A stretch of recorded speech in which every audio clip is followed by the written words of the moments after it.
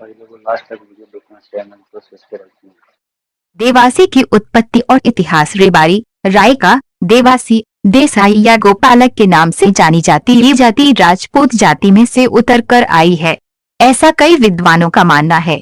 रेबारी को भारत में रायका, देसाई, देवासी, धनगर, पाल, हीरावंशी, कुरकुरबा, कुरमा, कुरबरो, गडरिया, गाडरी, गडेरी, गद्दी, बघेल के नाम से भी जाने जाते हैं। ये जाति भोली भाली और श्रद्धालु होने से देवों का वास इनमें रहता है या देव के वंशज होने से इन्हें देवासी के नाम से भी जाना जाता है। रेबारी शब्द मूल रेविड शब्द में से उतर कर आया है। रेवर यानी जो ढोर या पशु या गडर का टोला और पशुओं की टोले को रखता है उसे रेबाड़ी के नाम से पहचाना जाता है और बाद में अपभ्रंश हो जाने से ये शब्द रेबारी हो गया। रेबारी पूरे भारत में फैले हुए हैं, विशेष करके उत्तर पश्चिम और मध्य भारत में। वैसे तो पाकिस्तान में भी अंदाजित 8000 रेबारी जाति का इतिहास बहुत पुराना है, लेकिन शुरू से ही पशुपालन का मुख्य व्यवसाय और घुमंतु भ्रमणीय जीवन होने से कोई आधारभूत ऐतिहासिक ग्रंथ लिखा नहीं गया और अभी जो भी इतिहास मिल रहा है वो दंतकथाओं पर आधारित है। मानव बस्ती से हमेशा दूर रहने से रेबारी समाज समय के साथ परिवर्तन नहीं ला सका है। अभी भी इस समाज में रीति रिवाज पोशाक ज्यों का त्यों रहा है। 21वीं सदी में शिक्षित समाज के संपर्क में आने से, शिक्षण लेने से सरकारी नौकरी, व्यापार, उद्योग, खेती वगैरह जरूर अपनाया है। हर जाति की उत्पत्ति के बारे में अलग अलग राय होती है, वैसे ही इस जाति के बारे में भी कई मान्यताएं हैं। इस जाति के बारे में एक पौराणिक दंतकथा प्रचलित है। कहा जाता है कि माता पार्वती एक दिन नदी के किनारे गीली मिट्टी से ऊंची सी आकृति बना रही थी, तभी वहां भोलेनाथ भी आ गए। माँ पार्वती ने भगवान शिव से कहा, हे महाराज, क्यों न इस मिट्टी की मूर्ति को संजीवित कर दे। भोलेनाथ ने उस मिट्टी की मूर्ति ऊंट को संजीवन कर दिया। माँ पार्वती ऊंट को जीवित देखकर अति प्रसन्न हुई और भगवान शिव से कहा, हे महाराज, जिस प्रकार आपने मिट्टी की ऊंट को जीवित प्राणी के रूप में बदला है, उसी प्रकार आप ऊंट की रखवाली करने के लिए एक मनुष्य को भी बनाकर दिखलाओ। आपको पता है उसी समय भगवान शिव ने अपनी नजर दौड़ाई, सामने एक समला का पेड़ था। समला के पेड़ के छिलके से भगवान शिव ने एक मनुष्य को बनाया। समला के पेड़ से बना मनुष्य सामंत गोत्र शाख का रेबारी था। आज भी सामंत गोत्र रेबारी जाति में अग्रणीय है। रेबारी भगवान शिव का परम भगत था। शिव जी ने रेबारी को ऊंटों की टोलों के साथ भूलोक के लिए विदा किया।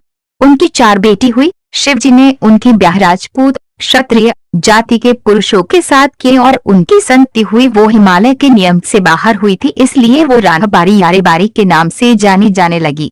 देवासी समाज की उत्पत्ति एक मान्यता के अनुसार मक्का मदीना के इलाकों में मोहम्मद पैगंबर साहब से पहले जो अराजकता फैली थी, जिनके कारण मूर्ति पूजा का विरोध होने लगा, उसके परिणाम से इस जाति का अपना धर्म बचाना मुश्किल होने लगा। तब अपने देवी देवताओं को पालकी में लेकर हिमालय के रास्ते से भारत में प्रवेश किया था।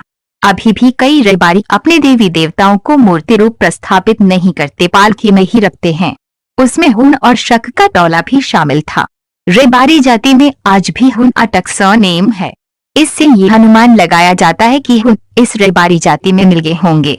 एक ऐसा मत भी है कि भगवान परशुराम ने पृथ्वी को 21 बार क्षत्रिय विहीन किया था, तब 133 क्षत्रियों ने परशुराम के डर से क्षत्रिय धर्म छोड़कर पशुपालन का काम स्वीकार लिया, इसलिए वो वेहोतर के नाम से जाने जाने लगे।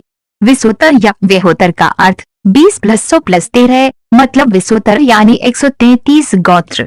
रेबारी जाति का मुख्य व्यवसाय पशुपालन होने के बाद भी महाभारत युग से मध्य राजपूत युग तक राजा महाराजाओं के गुप्त संदेश पहुंचाने का काम तथा बहन पुत्री और पुत्रवधुओं को लाने या छोड़ने जाने हेतु अति विश्वास पूर्वक रेबारी का उपयोग ही किया जाता था।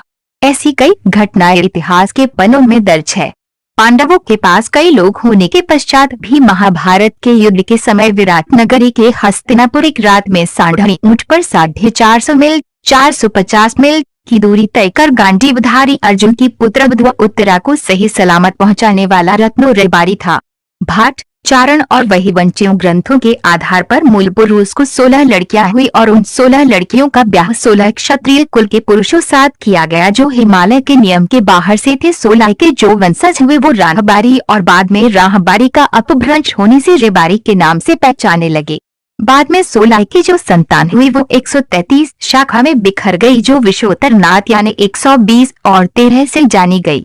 प्रथम ये जाति रेबारी से पहचानी गई, लेकिन वो राजपुत्र या राजपूत होने से रायपुत्र के नाम से और रायपुत्र का अपभ्रंश होने से रायका के नाम से, गायों का पालन करने से गोपालक के नाम से, महाभारत के समय में पांडवों का महत्वपूर्ण काम करने से देसाई के नाम से भी ये जाति पहचानी जाने लगी। पौराणिक बातों में जो भी हो, किंतु इस जाति का मूल वतन एशिया माइनर रहा होगा, जहाँ से आर्य भारत भूमि में आए थे। आर्यों का मुख्य व्यवसाय पशुपालन था और रेबारी का मुख्य व्यवसाय आज भी पशुपालन है। इसलिए ये अनुमान लगाया जाता है कि आर्यों के साथ ये जाति भारत में आई होगी।